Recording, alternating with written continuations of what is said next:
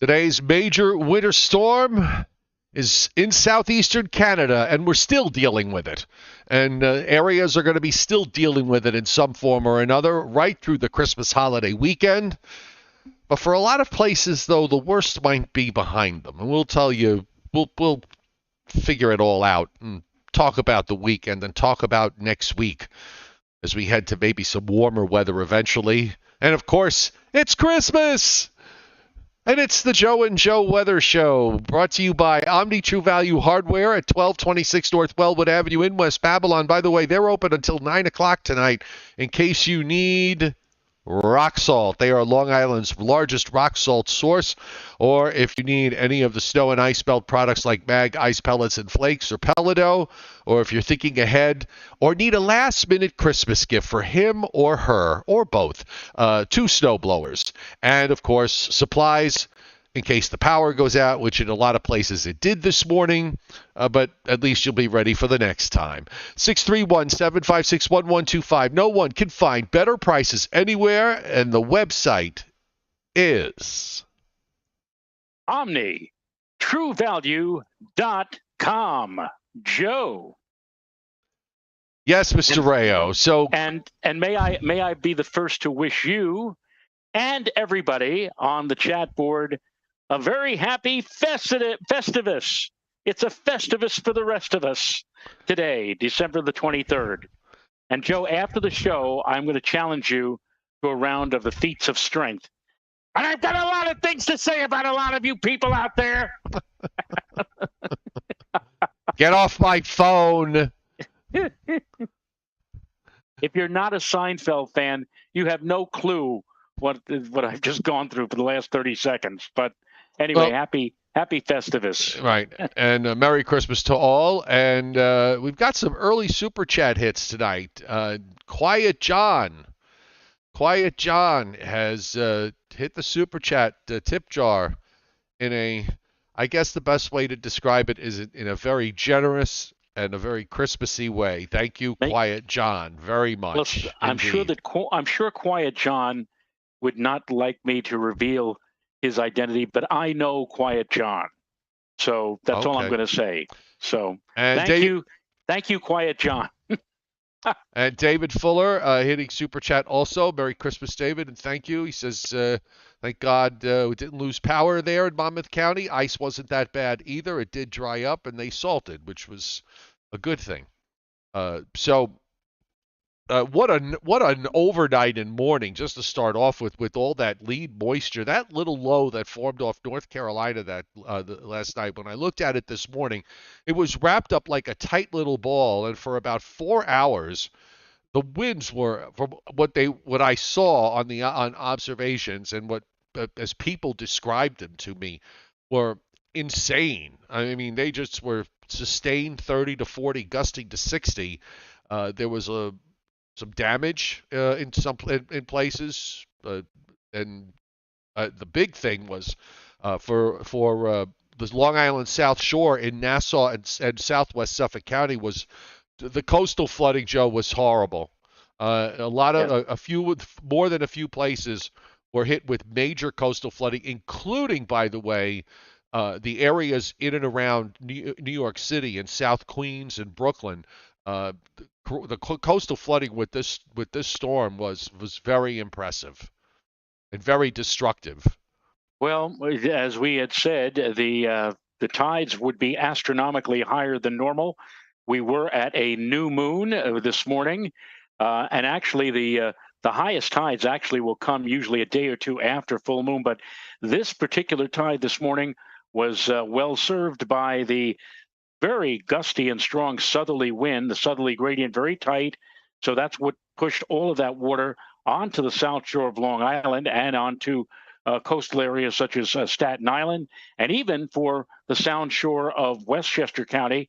And that, plus the fact that the moon is also very close to its closest point in its orbit, perigee, only about 222,000 miles away from the Earth, which makes this particular astronomical tide about, I think, something like 30 or 40% greater than if the moon were at the far end of its orbit at apogee. So we had the combination of of new moon, the alignment of the sun, earth, and moon causing what's known as a syzygy. We had the moon unusually close to the earth, pulling on that water, causing a much higher than normal tidal force. And you saw, those of you who were watching television in the New York metropolitan area, all of the TV news stations showing how damaging that flood was everywhere. The FDR Drive and Lower Manhattan and Freeport, Long Island. It was a complete and total mess. All of that coastal flooding, again, due to our nearest neighbor in space, the moon, and again, that very strong southerly wind. But the wind shifted into the southwest and west after that frontal passage, Joe. And I can tell you that I peaked out this morning at about 4:30 a.m. I went to sleep at about 11, and when I went to bed, the temperature was 40 degrees. And apparently, the warm front came on through probably around 3, 4 in the morning because the temperature just bolted right up to 57 degrees at 4:30 in the morning. Then it gradually started to decline, and then it took a sharp drop after about 1 o'clock this afternoon. And so here I am now speaking to you. I guess from what I've been seeing on the chat board, I'm actually one of the warmer places. I'm down to 14 degrees as of this moment in time and continue to slowly go down. And you, my goodness, you really saw a plummet of the temperature this morning. Yeah, and before I get to that, because I'll forget if I don't say it now, um, the thunderstorm activity with this. We had thunderstorms with we talked about this last night. We had not only had thunderstorms with the warm front, but we had thunderstorms with the Arctic front. There was a squall line that developed in eastern Pennsylvania down into Delaware and Maryland that carried across New Jersey. And I think this might have been the latest I've ever seen a severe thunderstorm warning, but there was at least one severe thunderstorm warning that I saw that was issued for Long Island early this afternoon when the Arctic front went by. So that was another thing that made this system somewhat unique. And as far as the temperatures were concerned, so it was kind of a little odd because of some localized effects that happened here in the mountains. I anticipated to get down. Now, the airport, to get down, usually my low is about 5 degrees lower than the airport and 5 degrees higher than the Brasstown Bald Mountain, which is less than 10 minutes away from my house, and it's another 2,600 feet up from an elevation. So at 3 o'clock this morning, because I got up really early, I don't know, I couldn't sleep, and then I was thinking if it was going to snow, I'd want to see it. So I got up at 3 o'clock in the morning. It was still 38 here, but I looked at Brasstown's temperature, Joe, at the same time. It was down to 17. Now, Brasstown is the 850 level, so the front must have been sloped in a way as it came through the mountains where the higher elevations got it first, and then it was sloped down. Then I got it. Okay, I understand that. So 5 hours later, from 38 at 8 o'clock this morning, I hit the morning low, which was 8, and I was the same temperature as the airport. And Brasstown got down to -2, so I should have been down around 4 or 3 for a low. But I had clouds here this morning that were localized, and they were over me. I decided to mop the floor, and in the time I was spending to mop the floor, which took me about 20 minutes, when I was done, I looked out the front door, and everything was white. We had a snow shower that went through, and I missed it. Everything was white. I didn't see a flake come down, but there it was. And right now, last I checked before the show started, I was 5 above, and Brasstown was 3 degrees below zero. And they're forecasting a low of -6 up in the mountain tonight. A couple of more super chat hits. So let me get them before they disappear from my screen. David Carter, Chuck Cardillo, thank you both for super chat. Johnny Quest, thank you very much for the super chat hit. Chris N, thank you. saying best show a guy could ask for. Appreciate that. Thank you very much. And the kind things that everybody else said with references to Christmas. Merry Christmas to all of you. And Rishi Sharma, happy holidays, fellas. Happy holidays, Rishi. And uh, all the best to everyone and your families over the next couple of days. Try to at least be safe with the way the weather is because we still got some rough stuff. Meanwhile, Buffalo, the southwestern New York, we still got these blizzard warnings up. We still have these blizzard warnings up around the lakes. That's going to continue overnight into Saturday. Wind speeds, Joe, in western New York and Buffalo on the lakefront, as Environmental Coffee House mentioned in the chat board in a conversation, and I did see them gusting to 70, 75 miles an hour. I mean, that's incredible. They didn't have that last month when Buffalo was hit by roughly twice as much snow as they're getting hit with now. But they didn't have those kind of winds. Now they have less snow, but they have a lot more in the way of winds, which will mean tremendous drifts all over the place. And as I mentioned last night, Joe, Lord help if you lose your power in and around the Buffalo area, and you say to yourself, you call up the power company to report in and tell them you've lost power. It may be a while before you're going to get that power back because I don't think that they're going to send men out in cherry pickers with 70-mile-per-hour winds to go and fix your electricity or to get the power line reconnected. It can be a little dangerous, and that's going to probably be the story, not just for tonight, but even on into tomorrow and maybe on into Christmas Day as well. Not a very, the old song, I'm dreaming of a white Christmas. This white Christmas for some folks out in the western part of New York is not a dream. It's a nightmare. It is. It really is. Let's check some observations. We'll start locally and then we'll go up to western New York. So everybody's in the teens or single digits now in eastern Pennsylvania to southern New England. All of Long Island is temperatures in the teens, except for one station, East Hampton Town Airport, had to be the Weisenheimer, and they're still at 20. And actually, Montauk is also still at 28, but it's teens, mid-teens in and around New York City, low teens to single digits up the Hudson Valley.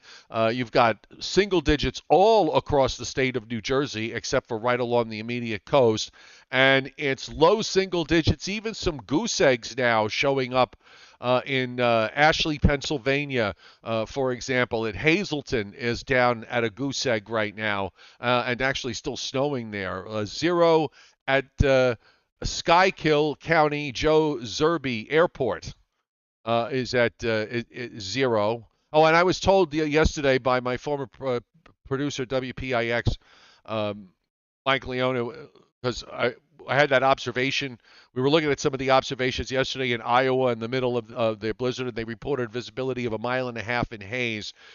He told me that the automated stations when they don't report blowing snow, so they'll just put haze in there. So it was actually it's more than likely that it was blowing snow. And speaking of which, a lot of gusts in the mid and upper 30s that I'm seeing on Long Island. There's even a gust of 46 out at Block Island. The winds in inland New Jersey are a little lower, but still gusting at 25 to 30, and then going to Pennsylvania, seeing Allentown gusting near 36, also 35 mile an hour wind gust near Reading. Let's move up to upstate New York and then go northwest. Here throughout upstate New York, we're in the low single digits now, all the way up toward Binghamton, which is just 2 at the moment. And what else do we have here station-wise? Let's see if I can trying to find either Rochester. Oh, here's Rochester's up here. Hold on. While Rochester, Penfield is 6. In and around Rochester, Walworth is 8. And Williamson Sodus Airport is 9. And here we go to the lakefront here around Buffalo. Buffalo is gusting to 47 on the last observation, 15 the temperature, 36 sustained, gusting to 47 at Greater Buffalo International Airport, where heavy snow is falling with a temperature of 7, a wind, southwest wind at 32, gusting to 45. It has to be snowing sideways. It just has to be. The dreaded horizontal snow. Yeah, here's another ob. Let's see if hopefully it's a full ob. Dunkirk is reporting 3/4 of a mile in light snow with a temperature of 3, and the wind is southwest at 33, gusting to 45. I mean, this is just, I can't even wrap my head around these observations. Erie is 0, southwest at 25, gusting to 33, moderate snow falling there. And let's go into Ohio and see what's going on near Ashtabula. Now here's a reporting station, Joe. It's called 89-I-90 mile marker 243 at the Pennsylvania state line. Okay, where the temperature is minus, and I will tell you, I have driven through that mile marker back a few years ago on my way to Cleveland. On your way to Cleveland, yeah, yes. I know, I remember that. But you don't want to be there now. No, -1, -7 dew point. The wind's not too bad, 14 to 21.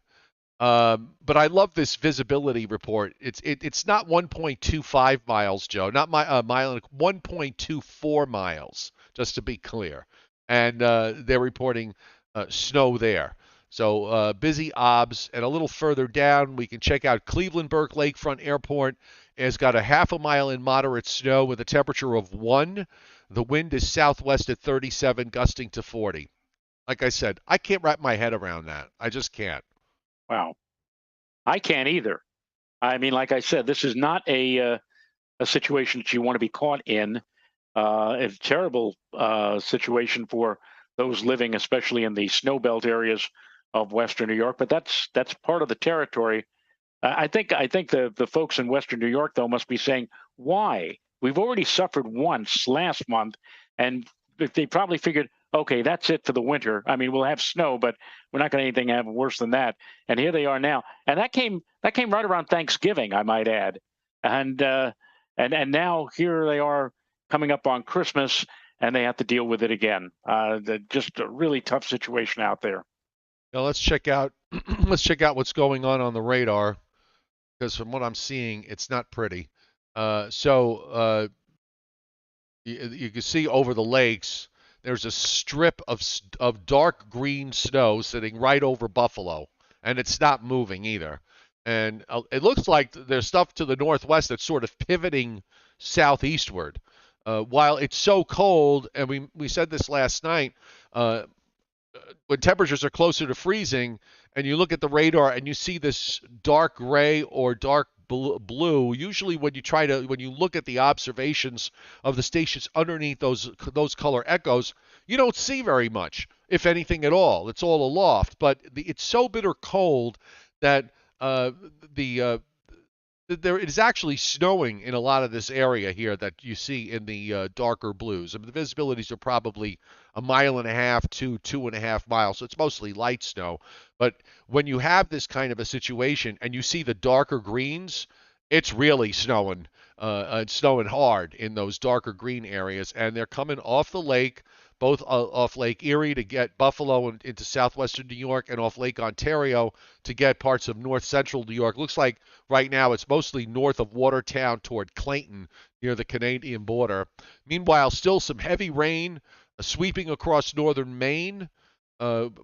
Rained all the way up into New England, strong winds all the way up into New England. There are a lot of stories about a lot of trees down with this.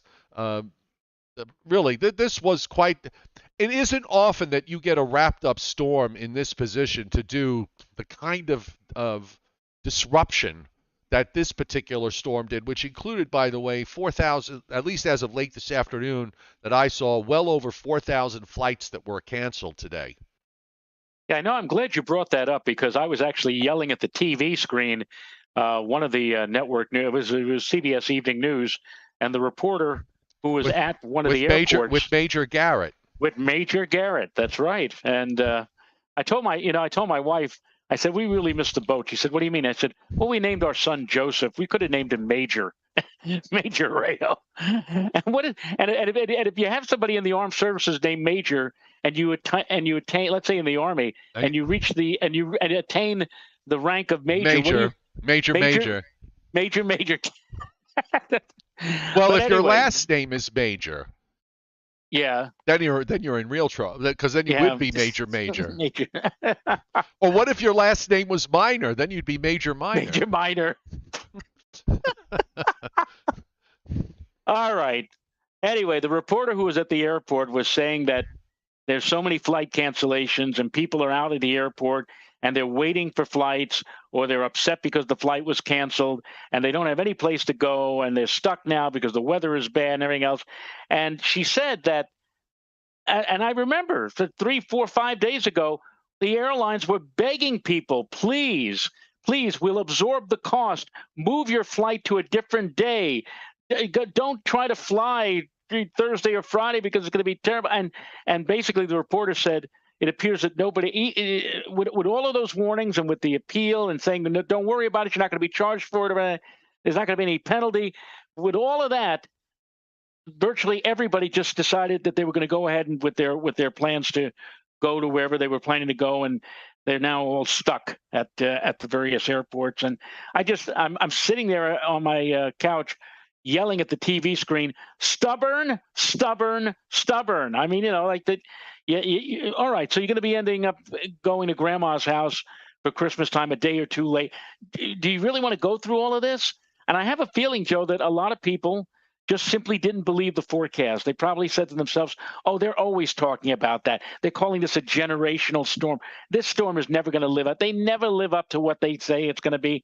And they just went ahead and surprise, it worked out exactly, precisely like every forecaster who issued warnings and advisories or whatever 2, 3, 4 days in advance. I'm like, look, we were talking about this more than a week ago, that this was going to happen, that there was going to be a major problem, that the Christmas holiday weekend was going to be very problematic.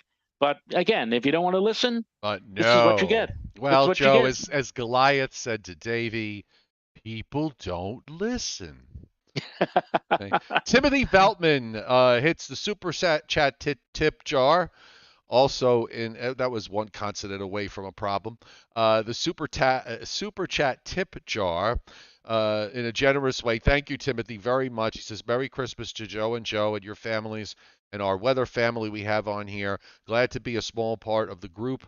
Glad to be a small part of the group. Here's to a snowier 2023 and an enjoyable summer ahead. Best wishes to you too, Timothy, and to your family. Also, we should say, Scott Briller, Merry Christmas, Scott, and to Mother Briller, Merry Christmas. She's been having her ups and downs, dealing with medical issues, and Scott's been taking care of her like a good son, and we wish them both a very merry and a healthy Christmas and a better new year ahead. And it is also, I just want to make sure I get all the super chats tonight and we don't miss any. So Joe, if you would pay attention to the chat board, that would be terrific. So here's the U.S. satellite view, and you can see the rotation up in eastern Canada that just won't go away, and the bitter air leading to clear skies down into the southeast and north and central Florida, where we're all pretty much freezing to death. I think it's really, Joe, it's brutal out here. Watches and warnings are still up. We've got blizzard warnings in north central New York. We have blizzard warnings in southwestern New York into northwestern Pennsylvania and northeastern Ohio. Blizzard warnings for the western part of Michigan, up and down the whole state into northwestern Indiana, the upper peninsula of Michigan, also back through Iowa, Minnesota, and in eastern South Dakota and North Dakota. More for the fact that There is blowing snow in some of these areas, and there's actually additional snow accumulation on the ground. Winter storm warnings continue around northern Illinois, most of Indiana, a good chunk of the state of Ohio, and the rest of the state of Michigan. High wind warnings up in Maine and New Hampshire. Wind advisories go all the way down, up and down the eastern seaboard, where you see the light blue, that's all wind chill advisories, and they go back up through the northern plains. So huge impact. The dark purple that's across the Gulf states and down into northern and central Florida is a freeze warning that is up. And they are freezing because I think last I checked, what was Houston? I know Houston was down in the teens today, and right now they're 29, so they actually warmed up a little bit. And I'm sorry again because my eyes do not do color very well. That area across the Gulf states and into northern and central Florida is a hard freeze warning. And they have wind chill advisories, Joe, clear down to South Florida. I got to read this just to see what they have. Well, they have a wind chill advisory for West Palm Beach and for Naples and Fort Myers. So let's see and they were the same places that got rammed by the hurricane, right, over the right. summertime. And now they have wind chill advisories. They have wind chill advisories because very cold wind chills expected. Wind chills as low as 30 to 35 degrees. Oh, wow. Plus. Now, they're forecasting lows in Central and South Florida. West Palm Beach, 42. Fort Lauderdale, 46. Miami, 48. Flamingo, all the way down near the bottom of Florida there at 46. Naples, 41. And then you start to get into the 30s. Palmdale, Florida, down to 33. Should take a look and go a little bit further to the north. Let's see what we got. We go north. So I'll go up to weather in Melbourne. They're forecasting, looks like 27 near Daytona Beach and 32 down near Melbourne. Orlando forecast low of 31. Now, the folks that come down from the north, they left to escape this. They're probably going to find this actually relatively pleasant compared to the natives who are, I'm sure, getting out parkas and layering in 3 or 4 layers to go out in this way. Look, when you're not used to it, you're not used to it, and that's what happens. Right. And the Quiet John mentions that his Uncle Bob is up in the Saranac Lake area. And I just, as best I could, the closest weather reporting station to Saranac Lake is Fort Drum, Wheeler-Sac U.S. Army Airfield up in northern New York State. We're talking about like up in the Adirondacks. And right now, as of this hour, up there, blowing snow and breezy, winds southwest at 23, gusting to 30. That's the southwest wind that's killing Buffalo, by the way. The temperature right now is 10 degrees, dew point 6, and they have a wind chill of 10 below zero with that wind. So pretty bitter up. But I want to tell you something. Here in Putnam Valley, we're close. We're much further to the south, but we're closing in on those kind of conditions right now. In fact, I know Renata's on the chat board, and we've been taking hourly readings for the last like 8 or 9 hours. So if she can look at our weather station and see what the temperature is for the 8 o'clock observation. As I said, we were 14 at 7 o'clock. I suspect we're at least a degree or two lower than that now. And cold everywhere. But you know, Joe, we have Renata has a cousin in Rush, Kentucky. And she said that she woke up this morning to 1 degree below zero temperature, wind chills of 15 below. She wanted to check on her mom or Renata's great aunt or Tanta Hada. So she stepped outside, she bundled up, stepped outside, and because of the sudden change in the temperature, her glasses just completely fogged over, and she almost got lost because she couldn't see anything because she's trying to go from one building to another building, and it's like so frigidly cold. I mean, it is amazingly, tremendously, incredibly cold in the nation's midsection. That place is, again, like in Iowa or whatever like that, they're like 5 and 10 below zero. And that's ambient air temperature. It's not wind chill. That's how cold it is. This is one of the colder outbreaks that we've seen in a good number of years. Oh, certainly, and everybody east of the 11. Rockies just prefer. And by the way, even west of the Rockies, we've got some nasty weather that's coming into the Pacific Northwest at the moment, and you could see a lot on the radar that's moved in, and there's snow up in the northern Rockies and over in toward eastern Montana. And I'll just go back to the watches and mornings map and take a look at what's going on up there because I didn't cover that area, and we do have blizzard warnings up in parts of northwestern Montana. We have a slew of winter weather advisories, and we've got winter storm warnings again for northwestern Washington state. I'm going to see if that includes Seattle, and it does. It is snowing in Seattle. It is including Seattle. Let's see if it's snowing in Seattle. 37 on the last observation at Kirkland, but get another ob here. Let's see if I can get one that's got a. I keep coming up with Kirkland for some reason. So the forecast for Seattle is. Oh, here we go. Boeing Field, King County International Airport. It's cloudy with a temperature of 34. They have a winter storm warning out, but they have rain in the forecast at this point. But this is a tricky area. With regards to when these, because some places, elevation makes a complete difference, total difference here. I'm just reading through quick their winter storm warning. Just for lingering mixed precip possible, including freezing rain, little or no accumulation. Okay. Well, that seems like a little bit overdone for a winter storm warning, if you ask me, but I don't know what their criteria is. But I'm sure in some inland areas here, we're talking some decent snow amounts. Slippery roads, lingering mixed precipitation. Olympics Cascades. They mentioned a bunch of counties that I don't recognize. Heavy mixed precip. Snow accumulations of 1 to 3. Ice accumulations of 1/4 to 3/4 of an inch. Okay, now I get it. And then further along in some other counties, probably further inland and higher up, they're going for anywhere from 1 to 4 in low elevations and 5 to 10 in some of the higher elevations. So winter weather going on pretty much wherever you look.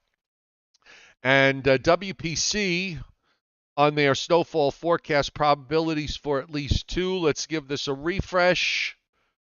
I don't understand that. I guess this is computer generated, but last I checked, snow doesn't accumulate on the open ocean unless you're going to tell me I'm wrong. I am right about that, correct? I believe so. Yeah, but this is a probability of at least 2, which oddly enough, they actually have that. The yellow and green is a 5 to 20% chance just touching the southern shores of the eastern end of Long Island. From I guess there is ocean effect going on, unless they think maybe they think that some of it might back pretty close, but the probability is low. I usually like to use the 50% line, and you see where that's confined, way up in northern Vermont, central Maine, much of upstate New York, along and north of I-90, and then going down into northwest PA. Again, this is now relegated itself to being mostly lake effect as far as snow is concerned, and then out in the west, it is just inland of the coast, but more in the northern part of Washington State and northern parts of Idaho, where we see higher probabilities of at least 2. There's also a stripe. And this is for probably later in the weekend when something is going to be dropping down out of the northern plain into the northern plains. They have a high 50% or higher probability of at least 2 inches for parts of North Dakota, and then small portions of northeastern South Dakota and westernmost Minnesota. So that takes care of that. And as far as the long range is concerned, there really isn't too much happening at all. Certainly not in the east next week. It's all in the west. Now, we do have this little disturbance that's coming down for Tuesday into Wednesday that might produce some snow showers. Actually, I think it was more Monday night into Tuesday that might produce snow showers in parts of the Great Lakes and even into parts of the Northeast. But even if that winds up verifying, I don't think that amounts to much, and it doesn't matter because we're going to warm up. We're going to warm up. Yeah, big time. It looks like we might have a rather balmy New Year's Eve, New Year's Day period from the looks of things. Temperatures are going to be below freezing for a while. Probably will stay below freezing locally.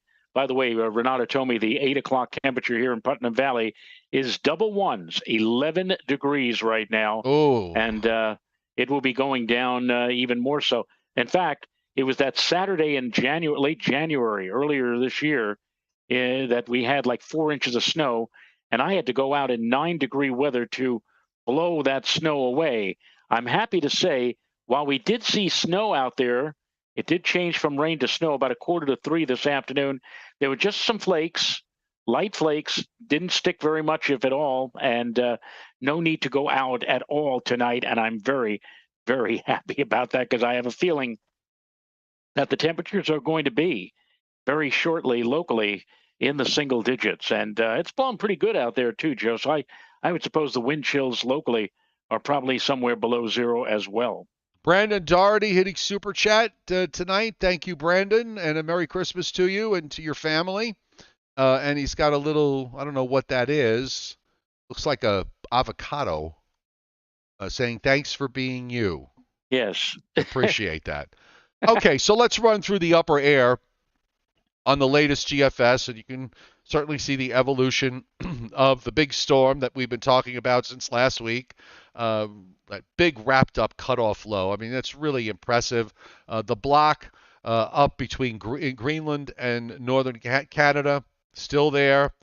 The upper low kind of lifting up into the block. It actually helps to start squashing it as it does so, as it heads up into Labrador. Still there, but just in a weaker form. And we still have troughing here in the eastern part of the United States right into Tuesday, when this plains shortwave, you can kind of see it there, that kink in Minnesota and North Dakota dives into where the trough is, but it doesn't really do anything. It doesn't sharpen up. It doesn't close off. It just sort of rides the flow and lifts out, and then it's gone.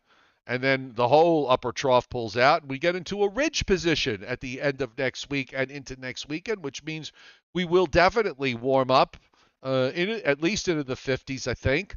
And here we go. We start getting the trough that's down out in the west. That'll carry us through New Year. Look, at least if we're going to warm up, Joe, let it be without a storm, because at least we'll be able to recover from this cold and have some outdoor time, which I think that's going to be the case for much of next week. Should be dry. And then we'll wait for something to come through, or try to come through maybe late on New Year's Day, but it's coming into a ridge position, so it doesn't look like it could be anything of consequence. And this run of the GFS wants to get it back to a trough in the east, or maybe it was the last run. This was the 12Z run that I have on the screen. Right. It's got troughing off the east coast, and at least at the surface, it's got a colder look toward the end of the period. Also starts to build ridging in the Pacific Northwest again, which is pretty interesting, because that's a negative East Pacific Oscillation signature. The 18Z GFS was actually even more impressive and colder, with troughing coming back into the eastern United States after about January 5th or 6th. That's the date I've been throwing out there the last couple of days, and I'm sticking with it, that this switch in the pattern seems to be temporary, and then we go back to something that resembles something colder. So we'll see if the models carry through with this as we go through the weekend and when we get into next week. But that's at least what they're saying right now. So if you're a snow lover and you're a winter weather lover, you know winter's not over yet. Okay, just to let you know. We're hardly into the first full month of meteorological winter, and I still can't believe that people. Well, I mean, you step outside right now, anywhere in the contiguous United States, most anywhere in the contiguous United States, step outside for about 2 minutes and then step back inside. And then I want you to tell me to my face, winter is over. It ain't over. It ain't over by a long shot. I'm still 5, by the way. Oh, I was 5 once. Well, I'm still 5 degrees right now. So here's our storm. The lake effect, it continues. A lot of isobars still there Saturday night. We'll be down, we'll make our lows tonight in the single digits and low teens. Not much. We'll probably just get back into the 20s low 20s at best tomorrow, and then teens and single digits tomorrow night, and 20s on Christmas Eve, and still going to be cold on Monday, although the wind will finally start to ease up a bit. And you can see that disturbance coming down from the plains. It just sort of weakens. There's a little area of snow there that comes through late Monday night, early Tuesday morning, in parts of. It gets down into Kentucky and West Virginia and Ohio and Indiana, then eventually into Pennsylvania. But it looks like it's mostly light stuff. And then after that, we're just going to warm up and probably have to wait until the next cold front approaches. Looks like sometime on New Year's Day, perhaps, that we could get into some showers. But no big storms with this one. This one is so impressive, Joe, in so many ways that it just really sucked all the energy out of the atmosphere. There's nothing left anywhere for anything to work on. So the atmosphere is just now going to take. It's just kind of like what happens when you get 3 or 4 hurricanes running around at the same time. When the last one finally disappears, you usually get a period there where it's quiet and nothing happens for a week or two. And I think that's what we're going to see here in this after this storm. The atmosphere needs to catch its breath. Needs to recycle, and it may take if we get to try to get back to where we have just been. It may take the better part of a month. I think we may not see something like anything approaching this again until maybe the second half of January or the beginning of February. And by that time, we're already halfway through winter. But winter's over. Winter's over. Winter's over anyway. Actually, this is the coldest Christmas weekend since 1989.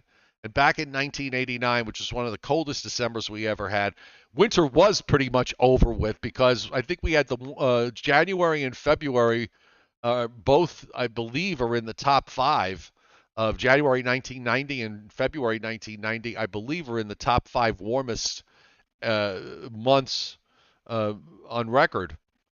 But I'll have to go back and double check that. But that's how I remember it. Yeah, I remember New Year's Eve, 1989, and it was foggy, and that was the beginning of the first wave or push of very mild air that replaced the kind of frigidity that we went through that month of December. Not only was it one of the coldest Decembers in my lifetime, it was one of the coldest months ever. It was a very, very cold month, and everybody was saying, "Oh, goodness gracious, we're going to be really in for it. If this is how December is, the rest of the winter is going to be a killer." And it turned out that was it. The winter was over on New Year's Eve. The rest of the winter, January and February, as you mentioned, were above normal temperature-wise, and we hardly had any snow. And that December, as cold as it was, we hardly had any snow too. Right, exactly. Exactly. Commander Brantford says Southern Ontario under a winter storm or blizzard warnings were bearing the brunt of this. There was a 100-car pileup on our major Ontario highway artery 401 earlier.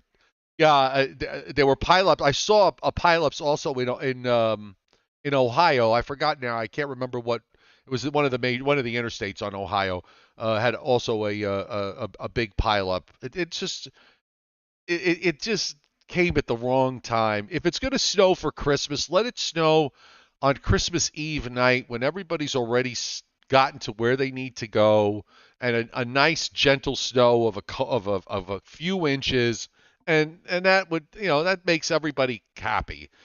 The travelers are happy because it's not that difficult to get around. Let it fall at night when most people are asleep, and then you wake up the next morning and there's snow on the ground and it's pretty, and it doesn't cause the kind of horrible inconvenience at the very least that this particular storm has caused. And Mark G hitting super chat, Joe, happy Festivus, Merry Christmas, Joe C and Joe R. Thank you for everything you do for us, and we do it with a lot of joy. We have a lot of fun doing the Joe and Joe Weather Show. Do we not, Mr. Rayo? I will second the emotion. In fact, tonight, 6 years ago tonight, I did my very last telecast, my very last weathercast on News 12 Westchester. I'd been there for 21 years doing evening weather, evening drive weather, and overnight weather.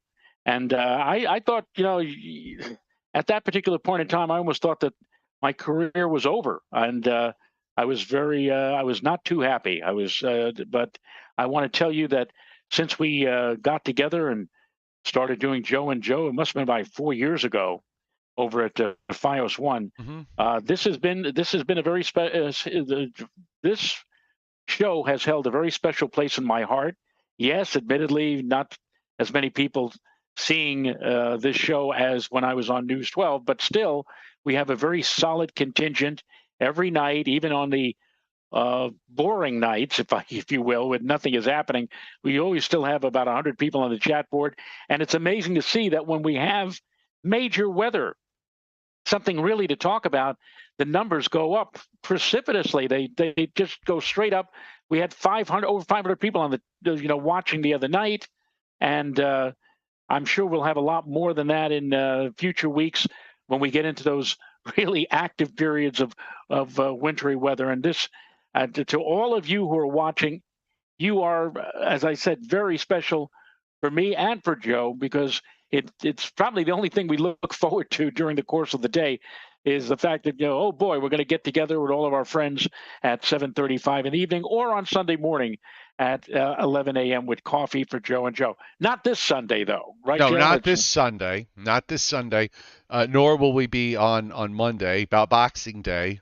We'll be back on Tuesday. Jacqueline Baxter also hit Super Chat tonight. Thank you, Jacqueline. And Alembic, Alembic, Alembic 65. Welcome. You're a new name on the chat board, and it's nice to see you here. There was a 50-car pileup here in Ohio on the turnpike near Sandusky/Cedar Point. I think that's the one that I saw on one of the newscasts. Keith James II's got a weather question. He says, "I'm comparing stats to last winter according to his sources. NYD 2022 was 57. What is NYD 2022? New Year's Day. Oh, New Year's Day 22 was 57 degrees. No real cold spells in January. How's this January looking? Well, it's going to probably be the same. The way the maps look, I wouldn't be surprised at all if next weekend we'll see areas that are in eastern Pennsylvania to southern New England to be in the 50s or maybe even a little higher in some places. Most of the country is going to take a break from this cold air, but I again, from what I've been looking with models the last several days, I've been kind of keying in on around January 6th as maybe. It doesn't look to me, Joe, we mentioned this last night, we've been switching patterns like every 2 or 3 weeks.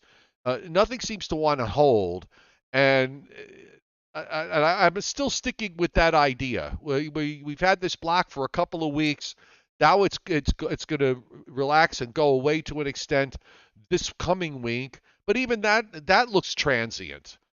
So I'll tell you this much: I do like what the polar vortex is showing over the next 2 weeks, getting really stretched out from the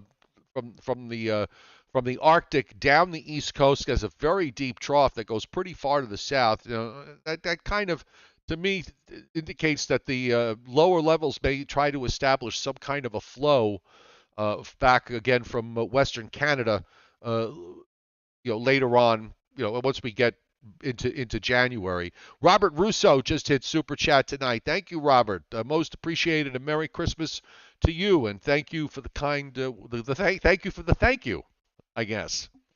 Now here's something I haven't seen, Joe. It was just recently posted. It was posted at 7:13 by the New York National Weather Service, and this is for Western Passaic, Orange, and yes, right here in my local area, Putnam County, a wind chill advisory in effect until 10 o'clock tomorrow morning for very cold wind chills as low as 20 below zero. And I don't even remember the last time we had a wind chill advisory here in Putnam County, but the cold wind chills, as they should point out in the advisory, could result in hypothermia if precautions are not taken. What precautions do you need to take? You need to make sure that every bit of your skin is covered in one way, shape, or form, lest you end up with not only hypothermia but also frostbite. And it is indeed. I stepped outside only a couple of hours ago when it was warmer than it is now. It's 11 degrees now, and just stepped outside to throw out some garbage, and I came running back inside. Woo! It is bad out there, and apparently it's going to be getting a lot worse before it gets better overnight tonight and early tomorrow. So again, that wind chill advisory in effect for Western Passaic, Orange, and little old Putnam County. Well, I did order myself a pair of ski gloves on Amazon, which unfortunately uh, is probably delayed. They're finally gonna get here tomorrow, from what I saw. I could have used them today, but I will. I'll get them tomorrow because I discovered that my gloves, they weren't working right. And I looked at them and was like, well, no wonder they're not working right. It's because they've got gigantic holes in them. Oh, So, yeah. So, but they're coming tomorrow. I certainly could have used them today. So, I've got family coming here for Christmas. I have my two of my daughters. I have three daughters, and two of them are coming here with my son-in-law, and my daughter's coming with her fiance, and my two grandchildren, and my middle daughter is who has the two grandchildren is going to about to have her third child. So I will be a granddaddy maybe around my birthday in January. So we'll see. Oh, we'll see. it's a happy, exciting Christmas. Yes, and we are going to be, Renata and I will have our son and his wife, our daughter-in-law, come over about midday tomorrow. We'll have a nice little brunch, and then all of us will head into the Bronx. We're going to visit my mom and my sister for Christmas Eve, and then Joseph and Lisa, my son and daughter-in-law, will then proceed over the Throgs Neck Bridge into Long Island, where her folks are, and they'll spend Christmas and a few days there in Long Island, and we will then head back and after visiting with my sister and my mother, and come back. And my tradition, my tradition on Christmas Eve is to watch for the umpteenth time. It's a Wonderful Life on NBC, and then I stay up and wait until midnight and watch midnight mass from St. Patrick's Cathedral with Cardinal Dolan, and that's always been a nice little thing for me. And then I wake up first thing on Christmas morning to the Yule log, Yes. which is now on Channel 11 and has been on Channel 11 now for something like almost 60 years. But these are things that you just look forward to when we get to Christmas. Joe Mayano hitting super chat tonight. Thank you, Joe. Merry Christmas to you and to your family as well. And Christinapedia hitting super chat tonight. Thank you, Christinapedia, saying thank you and she says thank you for all your great shows and great weather. Have a happy and healthy Christmas. And to you and to everybody on the chat board, a happy and healthy Christmas. Ken Musillo hitting the tip jar also. Merry Christmas, Kenny. Have a great holiday. I'm making. In fact, as soon as we're done with the show, I've been brining this turkey since Wednesday. It's in a red wine brine. It's outside, Joe, and I checked it, and I put so much red wine in there that it even though it's out there in single digit temperatures since early this morning, except for a little bit of ice right near the very top, it's not frozen at all. Wow. Okay, so the turkey's been brining for the better part of over 2 days. I'm gonna take it out of the brine now, and I'm gonna prep it, put it in the fridge, so this way it's ready to go in the oven. I have the stuffing already made, and then I have a prime rib that I put a dry brine on, and that's sitting in the refrigerator also, and that's been dry brining since yesterday, and that goes in the oven on Sunday as well, along with some asparagus, a corn casserole, and I picked up two pies from the local bakery and some gingerbread cookies and a few other things, and we're gonna have a feast here. So you have a Merry Christmas, Mr. Rayo. We want to add one more, Robert Russo, also hitting the chat board tonight, and we thank him very much. And thank everybody who hit the chat board and the tip jar. And a very Merry Christmas, Happy Hanukkah, Happy Kwanzaa, depending upon whatever you're celebrating. And again, we'll be back not tomorrow or Sunday or even Monday, but we will be back on Tuesday, which is Mrs. Rayo's little birthday. Yes. If I had said what age, I wouldn't be back on Tuesday. Let's put it that way. Exactly. All right, folks. Merry Christmas. We'll see you next Tuesday at 7:35 Eastern Time. Bye-bye. Au reservoir. And again, happy Festivus.